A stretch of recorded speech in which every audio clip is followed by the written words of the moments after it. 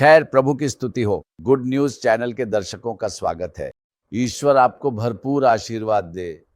जैसे कि आप जानते हैं, आज पवित्र दिन गुड फ्राइडे है और मसीह के रूप में हमारे अंदर हमेशा एक महान, आप जानते हैं, उत्साह होता है कि हम इन उपवास के दिनों को धार्मिक रूप से जुनून के साथ बिताएं। और आज मेरे साथ पास्टर विनोद इमैनुएल हैं, गॉड एरा मिनिस्ट्रीज के संस्थापक, जो इस टॉक शो का हिस्सा बनने जा रहे हैं। नमस्ते। और हमारे साथ हैं संतोष वेन्नमाला, काउंसलिंग साइकोलॉजिस्ट बदलाव के रूप में, और उनकी सेवकाई फोकस ऑन फैमिली। वे मानते हैं कि स्वस्थ परिवार स्वस्थ कलीसिया का निर्माण करते हैं। हम सभी जानते हैं कि ईश्वर की एक महान योजना है मानव जाति को वापस लाने के लिए, अपने इकलौते पुत्र यीशु मसीह को भेजकर, जिन्हें क्रूस पर जाना पड़ा ताकि इस मानव जाति को उद्धार मिल सके। हम सभी इस सत्य को जानते हैं। हम बस उस समय पर ध्यान केंद्रित करना चाहते हैं जब यीशु को गिरफ्तार किया गया था गतसमनी के बाग में, क्रूस तक। इस तीव्र घटना में क्या हुआ, या आप इसे गतिविधि भी कह सकते हैं, क्या हुआ? यीशु ने किस प्रकार शांति बनाए रखी? यीशु ने कैसे अपने जीवन में घटनाओं को घटित होने दिया? तो यही है जिस पर हम चर्चा करना चाहते हैं। तो पहला सवाल आपसे, पास्टर विनोद इमैनुएल, उन दिनों धार्मिक, सामाजिक और राजनीतिक परिस्थितियां क्या थीं और इनका समाज पर क्या प्रभाव पड़ा था? क्या कोई विशेष घटनाएं थीं? बस यीशु से शुरू करते हैं। गतसमनी के बाग में हम टाइबेरियस को देखते हैं। उस समय सीजर राजा था, या कहें कि पूरे प्रांतों का सम्राट, जो इजराइल राष्ट्र पर भी शासन करता था।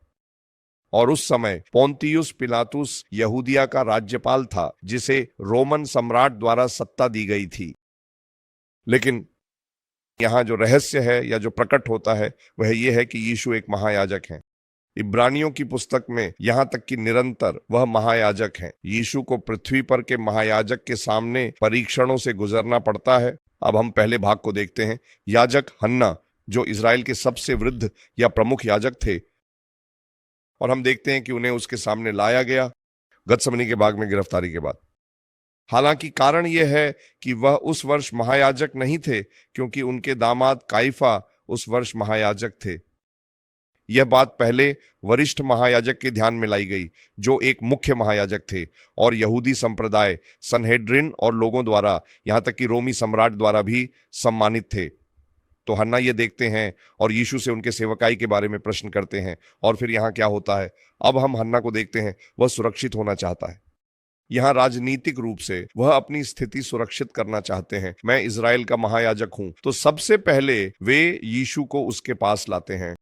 और अगली बात यह है कि वे लाते हैं, आप जानते हैं, महायाजक हन्ना अपने दामाद काइफा के पास भेजते हैं, जो उस समय के वर्तमान महायाजक थे। तो यीशु इस प्रक्रिया से गुजर रहे हैं। आप जानते हैं, वह चरण जिसमें वह हमारे लिए सच्चे और शाश्वत महायाजक हैं, सांसारिक महायाजकों के अधीन होकर उस मार्ग से गुजर रहे हैं। और हम देखते हैं कि जब यीशु यह दावा करते हैं कि वह परमेश्वर के पुत्र हैं, जब वह कहते हैं, मैं परमेश्वर का पुत्र हूं जो सत्य है, और वह यह भी कहते हैं, मैं यहूदियों का राजा हूं। जब लोग ये बातें सुनते हैं, और जब सनहेद्रिन, हन्ना और काइफा ये सुनते हैं, तो उनके भीतर एक हलचल मच जाती है। यह हमारा राजा नहीं है। वह राजा कैसे हो सकता है, या वह परमेश्वर कैसे हो सकता है? ये तो निंदा है। और ये एक राजनीतिक उथल पुथल थी जो उस समय उठ खड़ी हुई थी।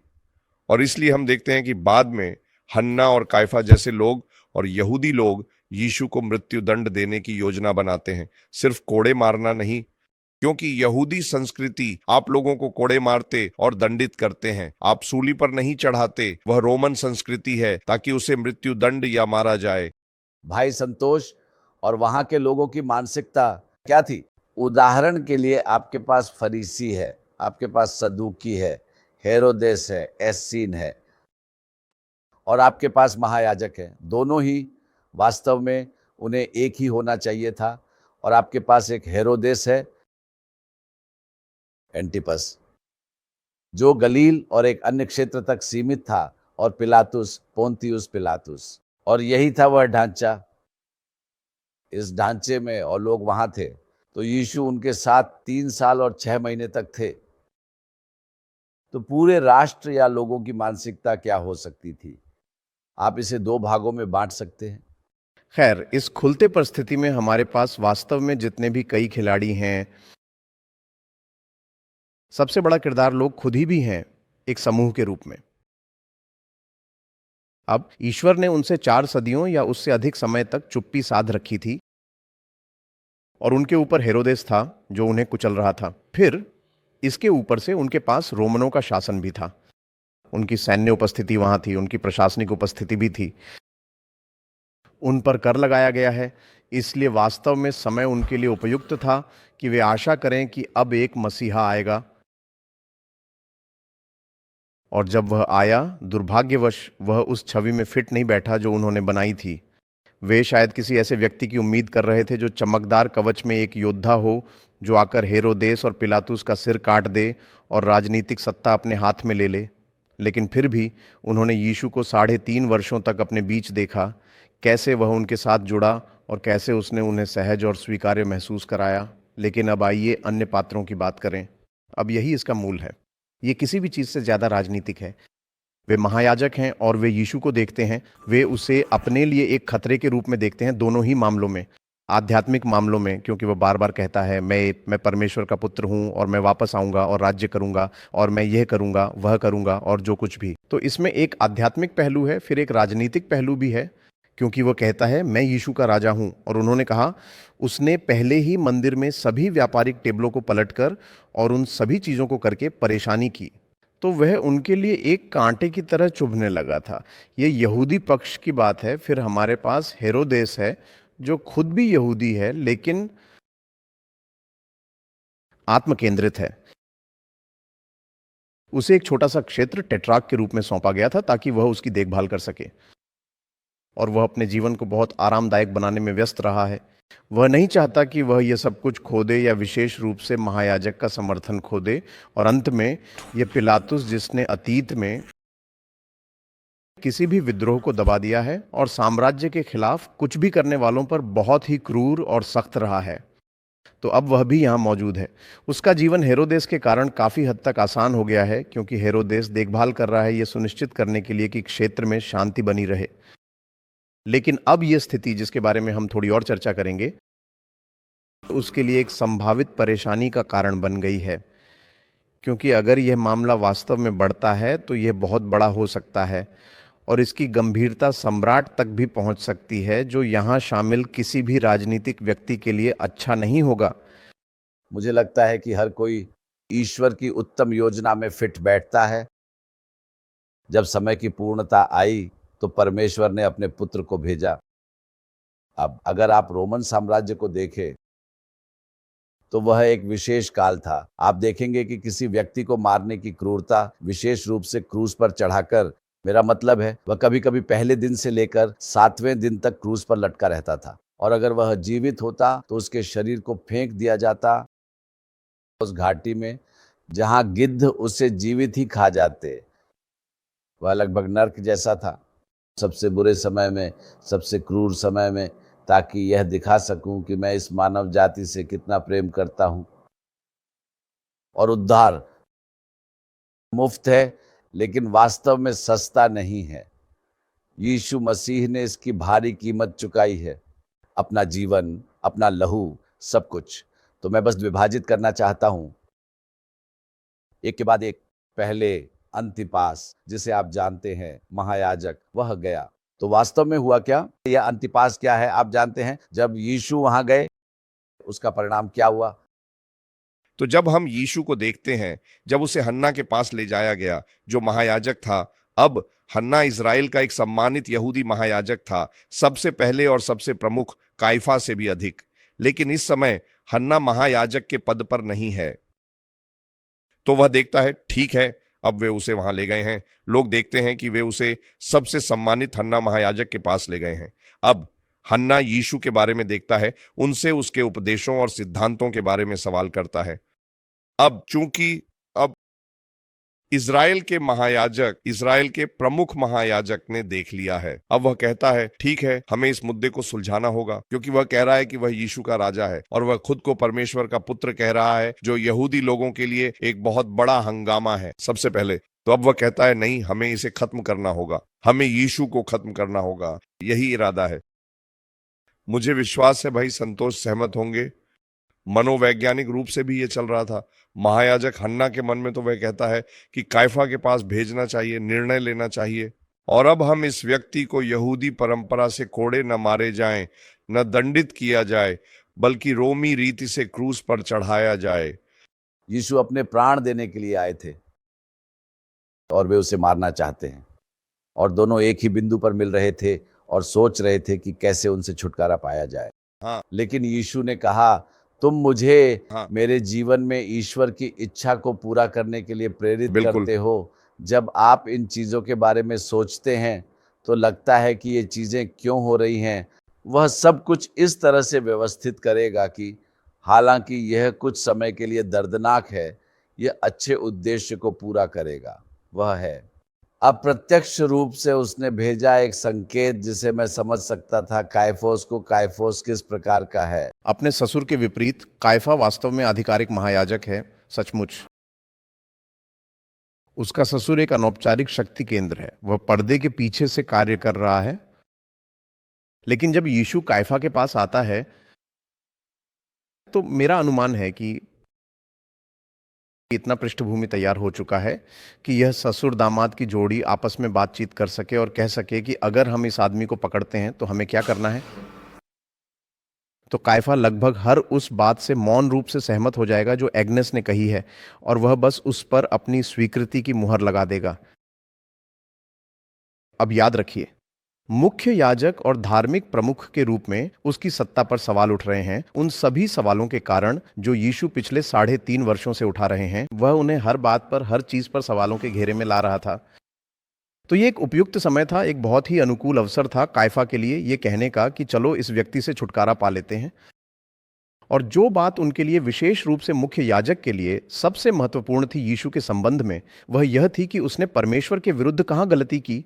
ओह, उसने कहा मैं परमेश्वर का पुत्र हूं, यह तो निंदा है, तुम ऐसा नहीं कह सकते। तो उसने इसी बात को पकड़ लिया और कहा तुमने निंदा की है और इसलिए तुम मृत्यु के योग्य हो। लेकिन दुर्भाग्यवश उसके लिए यीशु को मृत्यु दंड देने की अनुमति उन्हें नहीं थी, क्योंकि वे इस समय रोमी शासन के अधीन थे। तो कोड़े मारना, पीटना और इस तरह की बातें तो ठीक थीं, जिसका मतलब अब यह था कि उसे यह मामला हेरोदेस तक ले जाना पड़ा और कोशिश करनी पड़ी कि वह या पिलातुस कहे हाँ, यह व्यक्ति क्रूस पर चढ़ाए जाने के योग्य है। फिर क्या हुआ? तो कायफा, उसने यीशु को दोषी ठहराने की पूरी कोशिश की कि वह मृत्यु के योग्य है, जैसे कि निंदा का आरोप। यही आरोप वे उस पर लगाना चाहते थे। कुल मिलाकर उन्होंने ऐसा ही किया और उन्होंने उसका अपमान किया। उन्होंने वह सब किया, आप जानते हैं, भविष्यवाणी की, जब वे, आप जानते हैं, हर तरह की बातें कर रहे थे। और फिर क्या हुआ? उन्होंने उसे पिलातुस के पास भेजा। अब इस पर आपकी राय क्या है? यीशु पर झूठे आरोप लगाए गए कि वह राजा बनना चाहता है, वह राजा है, वह दावा कर रहा है कि वह परमेश्वर का पुत्र है, जो हमारी संस्कृति के खिलाफ है, और अब यह एक खतरा हो सकता है। तो जो वे पोंतियुस पिलातुस और सीधे तिबिरियुस कैसर से कहने की कोशिश कर रहे हैं, वह यह है कि तुम्हारा साम्राज्य या तुम्हारा रोमन सम्राट यही खतरे बात में है, है। क्योंकि अब हमारा राजा उभर रहा है। लेकिन वे उसे राजा के रूप में स्वीकार नहीं करना चाहते, लेकिन वह दावा करता है कि वह राजा है। तो अब ठीक जैसा आपने कहा, अगर यह बात पोंतियुस पिलातुस और तिबिरियुस कैसर के मन में बैठ जाए, इससे पहले कि यह खबर वहां पहुंचे, एक बड़ा हंगामा होने वाला है। और आप जानते हैं, एक बार जब तिबिरियुस कैसर हस्तक्षेप करेगा तो उन चारों के पास कोई शक्ति नहीं बचेगी और उसे शासन करना और अधिकार जताना होगा। लेकिन हम वहां देखते हैं कि उस स्थान पर जब लोग यीशु पर आरोप लगाना चाहते हैं, झूठे आरोप, क्योंकि वे उसे मरवाना चाहते हैं किसी तरह, ये यहूदी लोगों की मुख्य योजना है। सैनहेड्रिन और कायफा और पुरोहित कायफा और हन्ना।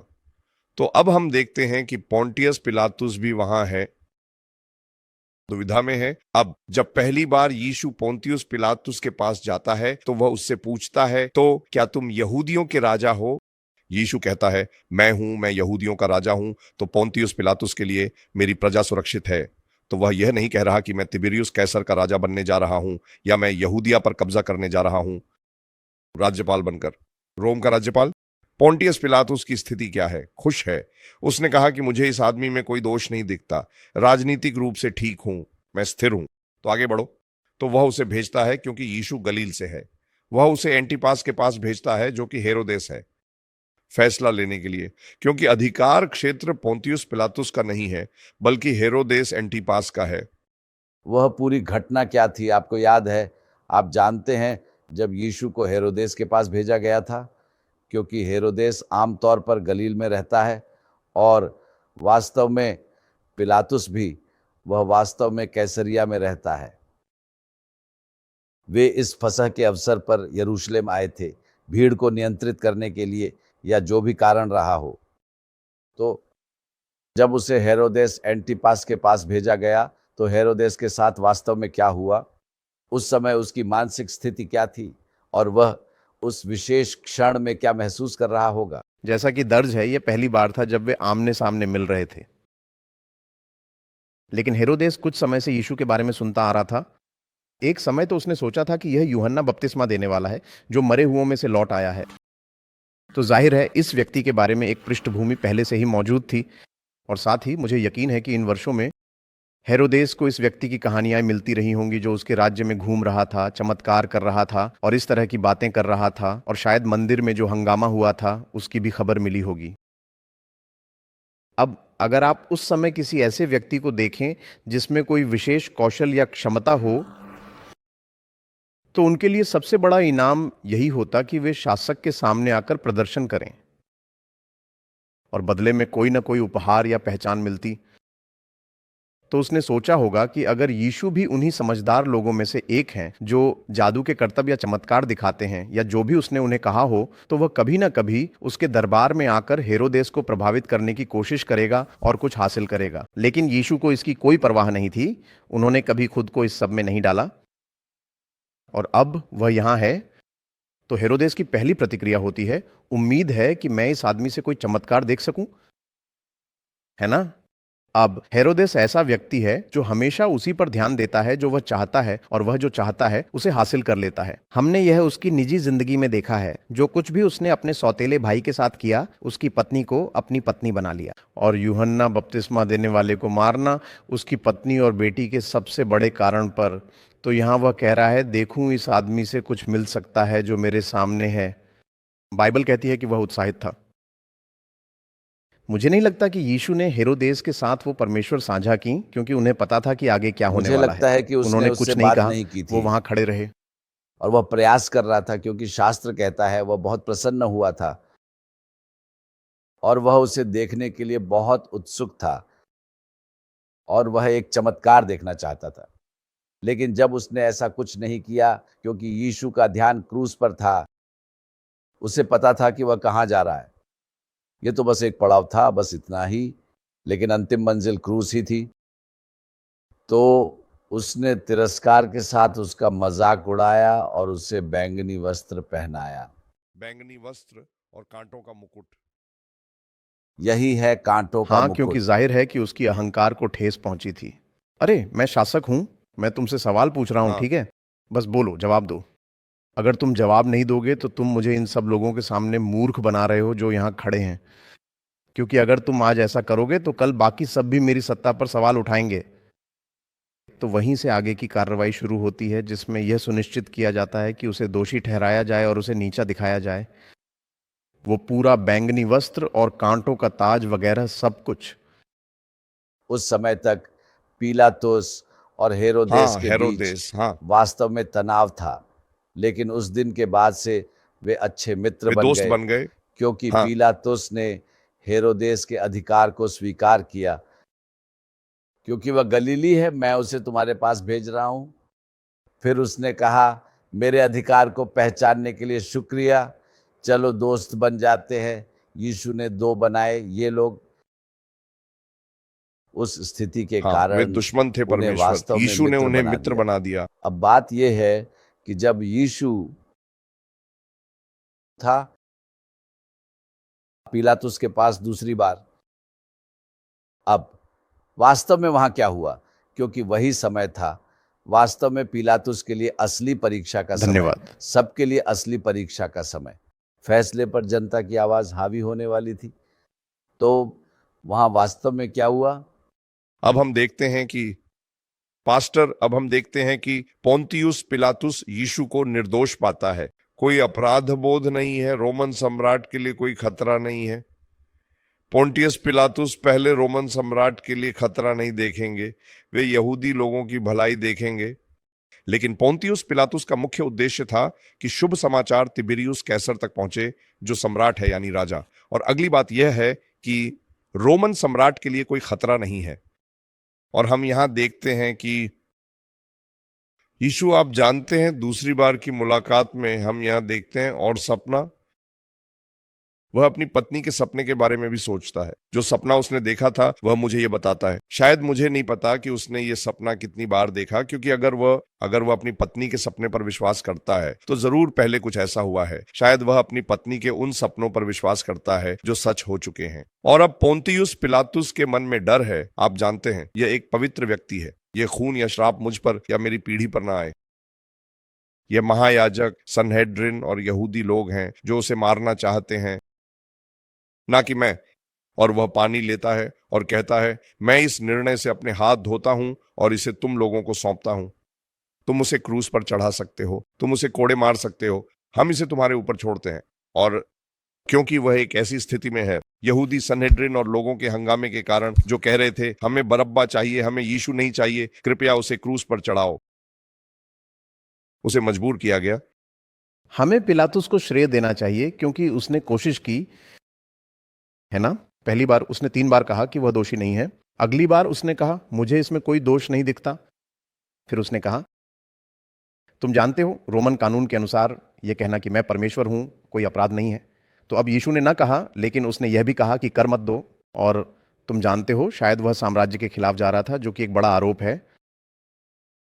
और फिर अंततः उसने कहा, जैसा कि तुमने कहा, बरअब्बा या यीशु। तो उसने अपनी पूरी कोशिश की, लेकिन अंत में राजनीतिक दबाव के आगे झुक गया, क्योंकि वह सुरक्षित खेलना चाहता था। अपराध बोध की भावना अब भी थी, इसीलिए हमारे पास वह हाथ धोने की परंपरा है, जिसका हम आज भी जिक्र करते हैं। जब हम किसी चीज से जुड़ना नहीं चाहते तो हम कहते हैं, मैं अपने हाथ धो रहा हूं। तो उसने इसके लिए एक मिसाल कायम की। महान पिलातुस की विरासत अभी भी बिल्कुल। जारी है। और तो अंततः फरीसी, सदूकी, महायाजक, उन्हें वही मिला जो वे चाहते थे। और वे यह कहने को तैयार थे कि हम इसे अपने सिर पर और अपने बच्चों के सिर पर लेने को तैयार हैं। बस तुम इसे हटा दो, चाहे इसका दोष हम पर ही क्यों ना आए। देखिए, एक बात मैं बस कहना चाहता हूं, क्योंकि हम इस बात को समाप्त कर रहे हैं। देखिए, यीशु इस संसार में एक मिशन के साथ आए थे। गुड फ्राइडे का संदेश क्या है? सबसे बुरी परिस्थितियों में, सबसे कठिन परीक्षाओं में, क्रूर क्रूस पर चढ़ाए जाने के समय यीशु ने अपनी शांति बनाए रखी। मसीह के लिए संदेश क्या है? गुड फ्राइडे के दिन मसीह के लिए क्या संदेश है? अपनी शांति बनाए रखो। परीक्षाओं के बीच में भी अपनी शांति बनाए रखो। और जो भी अपमान हुआ हो उसमें भी। 400 सैनिकों ने उस पर थूका, उसने स्नान किया, वह उनके थूक में भीग गया। लेकिन जब वह क्रूस पर गया तो पहला शब्द न कि दूसरा या तीसरा, बल्कि पहला शब्द था, पिता इन्हें क्षमा कर, क्योंकि ये नहीं जानते कि ये क्या कर रहे हैं। तो कितना सुंदर आत्मा का उदाहरण यीशु मसीह में प्रकट हुआ। जिस तरह से उन्होंने बात की, यही है मसीहियत का सार, यही है मसीहियत का मार्ग, यही है मसीहियत का संदेश। और उन्होंने चुप्पी साधे रखी। इसीलिए जब वह पुनर्जीवित हुए, क्योंकि मृत्यु उन्हें रोक नहीं सकती थी, वह बाहर निकले और स्वर्गदूत ने पत्थर को लुढ़का दिया। यीशु के बाहर आने के लिए नहीं, बल्कि ताकि हम अंदर जा सकें, क्योंकि यीशु कब्र से बाहर आ सकते हैं, क्योंकि वह आत्मा है। वह बाहर आए, कब्र उन्हें रोक नहीं सकती थी, इसलिए वह बाहर आ सकते हैं। वह बाहर आए तो केवल एक बात थी। जब वह अपने चेलों से मिलने गए, उन्होंने कहा, शालोम, तुम्हारे ऊपर शांति हो। जो तुम्हारे पास है, जो तुम्हारे पास नहीं है, वह तुम दे नहीं सकते।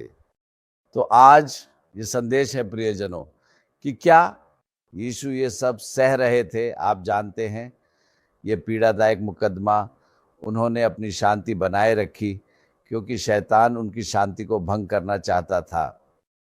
तो यह है गुड फ्राइडे का संदेश। अपनी शांति बनाए रखो, आपकी शांति, यहां तक कि दर्दनाक परीक्षणों में भी। और पुनर्जीवित यीशु जो हमें हमेशा विजय प्रदान करते हैं, क्योंकि उन्होंने पाप और मृत्यु पर विजय पाई है और वह सदा हमारे साथ हैं।